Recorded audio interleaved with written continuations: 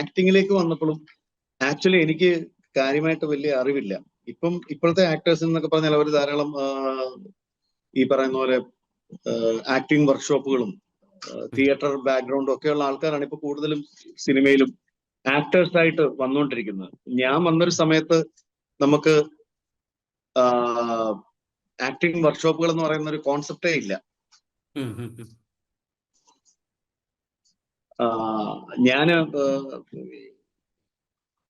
ഇപ്പൊ വളരെ അടുത്താണ് ഈ ആക്ടിങ് വർക്ക്ഷോപ്പുകൾ പോലത്തെ കാര്യങ്ങൾ വരുന്നതും ട്രെയിനീസ് വരുന്നതും.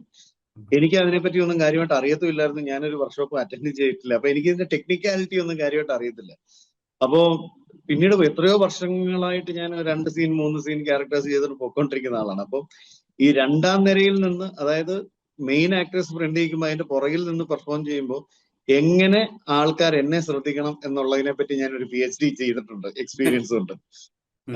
അങ്ങനത്തെ ചില പൊഴിക്കൈകൾ നമ്മൾ വർഷങ്ങൾ കൊണ്ട് മനസ്സിലാക്കി എടുത്തിട്ടുണ്ട്.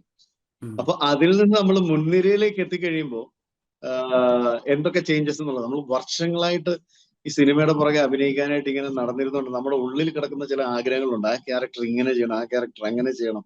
ഈ ആഗ്രഹത്തിന്റെ പുറത്താണ് ആക്ച്വലി ഇങ്ങനത്തെ വേഷങ്ങൾ വരുമ്പോൾ ഇതൊക്കെ വർക്കായി പോകുന്നത്.